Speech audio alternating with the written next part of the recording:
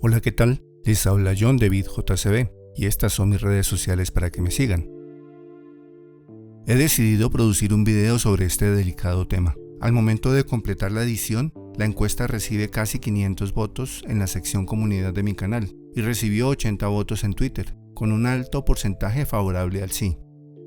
Advierto que de comienzo a fin notarán un trasfondo político en el tema, y ese no es el objetivo del canal. Dejo claro que quiero expresar mi preocupación porque se complete esta obra, que es el pilar fundamental de muchas otras obras necesarias para recuperar el río Bogotá. Recopilo 6 videos organizados de manera que se pueda entender cómo nació la sentencia del río Bogotá. Incluyo opiniones de magistrados, abogados y la entonces ministra de Ambiente designada Susana Muhammad. Finaliza con las palabras de la propia gerente del acueducto. Cronología. En 1992 ya existían por lo menos 20 estudios que señalaban los problemas que generaban las aguas residuales en el río Bogotá. Entre 1992 y 1993 se inició el plan que pretendía construir 3 plantas de tratamiento de aguas residuales para descontaminar el río. Cada una estaría en la desembocadura de las principales cuencas del distrito, Salitre, Fucha y Tunjuelo. Por esa misma época, un habitante de Cibaté, Gustavo Moya Ángel, puso 2 acciones populares para exigir la descontaminación del río Bogotá. Las aguas residuales se habían convertido al embalse del Muña, ubicado al pie de su municipio, en un foco de contaminación. En 1995, el alcalde Jaime Castro planteó el megaproyecto Recuperación del río Bogotá, que incluye la construcción y operación de 3 plantas de tratamiento de aguas residuales y otras obras. En 1997, 3 años después de que estuviera firmado el contrato, por fin empieza la construcción de la planta de tratamiento de aguas de Salitre. El 17 de septiembre del año 2000 empieza a operar la primera fase de esa planta de tratamiento. En 2003, el distrito decide que en lugar de hacer 3 plantas, solo construirá 2, Salitre y Canoas. 2004 es un año definitivo. El Tribunal Superior de Cundinamarca estudió 4 acciones populares distintas interpuestas por gente de Cibaté que exigía descontaminar el río, pues su salud estaba en riesgo debido al embalse del Muña. La magistrada Nelly Villamizar convocó a varias entidades estatales y locales para que dijeran qué estaban haciendo para descontaminar el río. Nacieron los pactos de cumplimiento. En 2009, la alcaldía de Samuel Moreno adjudicó el contrato para construir el interceptor Tunjuelo Canoas a un consorcio integrado por empresas del grupo Solarte y la brasileña Odebrecht. En 2012, los contratistas abandonaron las obras sin terminar. Estaban en el 95%. Las máquinas para cavar túneles o tuneladoras quedaron enterradas. 2014. Tras 10 años en espera, el magistrado Marco Antonio Velilla, del Consejo de Estado, dejó en firme la sentencia para descontaminar el río. Tumbó los pactos voluntarios por el río porque no estaban cumpliendo sus objetivos. 2015. Se creó el Consejo Estratégico del Río Bogotá. En 2016 se presentó el proyecto de ley que obligó a crear la Gerencia Estratégica del Río. Sin embargo, ese proyecto está aún archivado en el Congreso. 2017. Se empezó la construcción de la segunda fase de la planta de tratamiento de aguas residuales Salitre. La planta de Canoas sigue en veremos, así como la actualización del Plan de Ordenamiento Territorial de los municipios por donde pasa el río. La sentencia queda en firme. Trascendental fallo del Consejo de Estado que condena a la nación a pagar más de 6 billones de pesos por contaminación de uno de los ríos más importantes del país.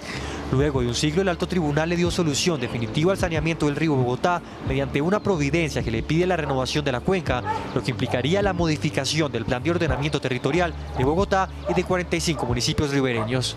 Es una providencia que fue elaborada de manera colectiva a través de 50 reuniones institucionales que acompañaron la Contraloría y la Procuraduría General, que también estarán velando porque precisamente los términos sean improrrogables y las decisiones de cierre, digamos, de los elementos contaminantes se den antes de 3 años. La sentencia de más de 2.000 folios exige también la creación de una planta ambiental y un parque tecnológico que serán construidos en los próximos 3 años con la integración interinstitucional de más de 25 organismos del país. El Ministerio de Medio Ambiente como cabeza del Sistema Nacional Ambiental, la CAR, por supuesto que ha venido precisamente protegiendo la cuenca, el Distrito Capital, que es el 84% de la contaminación de la cuenca media, y por supuesto vamos también a colocar instituciones y fundaciones como las que vienen protegiendo el Salto del Tequendama, que es un hito histórico. La posición de Petro alcalde. La construcción de un túnel de conducción de aguas negras que el alcalde Petro detuvo por considerar que la ciudad ahorraría haciéndola en otro lado tendrá que continuar por el camino que llevaba antes por cuenta de una sentencia del Consejo de Estado. Iván Serrano. Silvia Petro se basó en el concepto técnico de un contratista del acueducto que curiosamente había demandado a la empresa del distrito por no descontaminar el río Bogotá. Un fallo del Consejo de Estado sobre el río Bogotá obliga al distrito a construir una planta de tratamiento de aguas negras en el sector de Canoas, a pesar de la oposición del alcalde Petro. Esa obra estaba contemplada desde el año 2000 en época de Enrique Peñalosa, pero con la llegada de Petro y su gerente Bravo, estos quisieron hacerla en otro sitio. Lo curioso del asunto es que el documento para sostener el cambio del lugar de la construcción fue hecho por Alfonso Pérez Preciado, un asesor externo del gerente Bravo, que a su vez era demandante del acueducto por contaminación del río Bogotá. Al terminar el 2011, el acueducto ya había construido una planta de tratamiento y 3 interceptores, utilizando una costosa tuneladora que iba abriendo camino debajo de la tierra, con una inversión cercana al $1 billón. Cuando todo estaba listo para avanzar, el alcalde Petro y su gerente Bravo presentaron objeciones. Vía Twitter, Gina Parodi le preguntó a Petro sobre qué intereses particulares había detrás de la decisión del acueducto de no hacerla petar Canoas, a lo que Petro respondió. Si se hace en el Charquito no habría planta elevadora, los bogotanos se ahorrarían 586.000 millones de pesos. La discusión comenzó cuando comenzó la actual administración y se hicieron varios debates, se hicieron varias audiencias. En septiembre de 2012, el acueducto gerenciado por Diego Bravo le envió un documento al Consejo de Estado en el que se hablaba de la construcción de la planta en otro sitio llamado Carboneras. Este cambio motivó una drástica decisión del Consejo de Estado. Dio la orden de no avanzar con ninguna solución hasta tanto no diera la orden final, y creo que hizo bien, porque había mucha inquietud. Curiosamente, el asesor de Bravo, Pérez Preciado, a su vez demandante enfrentado al acueducto por no limpiar el río Bogotá, actuó con los dos. Por una parte, ayudando a retardar las construcciones del acueducto para descontaminar el río, y por la otra, demandando a la empresa por no descontaminar. El, comillas, destrave para continuar la construcción de la Petar Canoas. Para tratar las aguas residuales de la calle 26 hasta Soacha, se está empezando a construir una gigantesca planta en Canoas, al sur de Soacha, que ha sufrido contratiempos en su construcción. Hoy debería estar terminada, pero en su momento al alcalde Gustavo Petro no le gustó el sitio para su construcción y paralizó las obras por 4 años. Un paso importante para la descontaminación se dio en octubre del 2017, cuando se logró el cierre financiero de la planta de Canoas por 4.5 billones de pesos, gracias a que la alcaldía de Enrique Peñalosa desbloqueó la situación aportando el doble de lo que le correspondía. El convenio estableció que el distrito aporta 2.4 billones de pesos, la CAR 1.5 billones y la gobernación 61.000 millones. El agua a tratar en promedio es la de 2 piscinas olímpicas cada segundo y será la planta de tratamiento más grande del país. La opinión de la entonces ministra de Ambiente designada sobre el río Bogotá. Ya no es concejal de Bogotá, pero todavía no es ministra de Ambiente. Sin embargo, este tema del río Bogotá no es solo de interés de Bogotá, sino que puede terminar siendo, o es de hecho, un tema de interés nacional para el ministerio que usted dirigirá. ¿Cómo piensa abocar esta situación? Pues hay que actuar con prudencia, pero actuar también con firmeza y sobre todo con mucha documentación fáctica de la situación. ¿Qué me preocupa en este momento? Pues además de que la planta de tratamiento del salitre termine generando altísimos riesgos y costos por estas decisiones judiciales, me preocupa que se va a licitar prontamente la planta de tratamiento de Canoas, que es una planta gigantesca, son 4.4 billones de pesos. Casi 3 veces el costo de esta. Sí, es que esta más de 3 veces, ¿cierto? Sí, esta sí es una obra monumental y me preocupa que todo el saneamiento del río Bogotá esté hoy bajo la jurisdicción de la sentencia del Río Bogotá y por lo tanto bajo el seguimiento de la magistrada Nelly Yolanda Villamizar. No me preocupa por ella en sí, me preocupa porque el sentido de gobernanza, pues lo que nos ha generado es que hoy no hay tratamiento de aguas claro en Bogotá y Cundinamarca.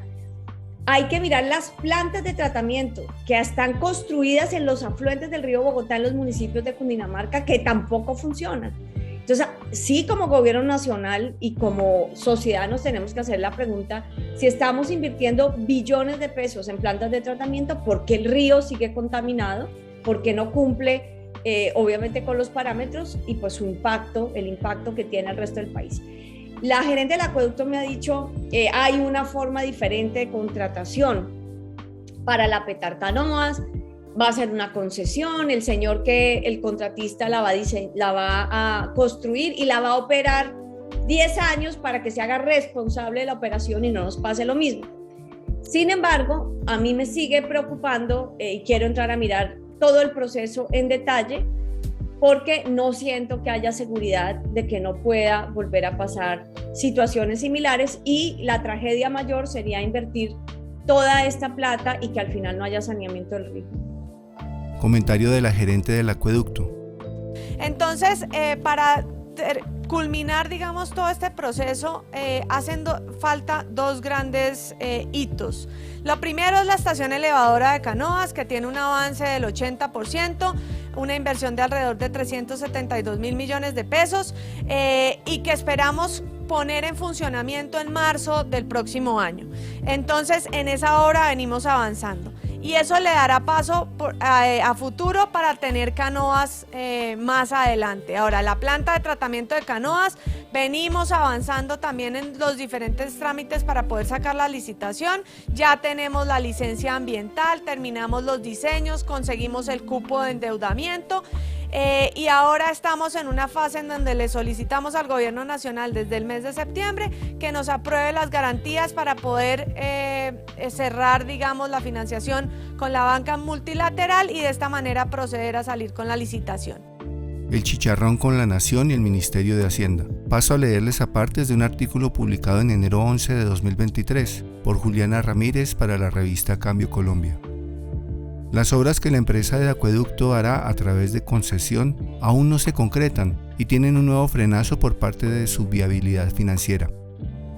Ya se adquirió el predio donde irá la infraestructura, se tienen los diseños en todas las fases, se obtuvo la licencia ambiental, se cuenta con una estructuración técnica, legal y financiera para sacar la licitación del proyecto y el Consejo de Bogotá aprobó el cupo de endeudamiento. El costo total del proyecto se estima en 2.826 millones de dólares, cerca de 13 billones de pesos. Del valor anterior se espera contar con créditos de la banca multilateral por 600 millones de dólares, los cuales necesitan respaldo de la nación como garantías. Ahí empieza lo problemático. Según el acueducto, la magnitud de la contragarantía anual exigida por el ministerio equivale a 2 años de sus ingresos y a 1 año de recaudo del impuesto predial. Comillas, la contragarantía exigida a la tasa de cambio actual asciende a 3.9 billones de pesos. En 2022 los ingresos operacionales de la empresa ascendieron a 2 billones de pesos y el recaudo de impuesto predial a 4 billones de pesos. Cierro comillas.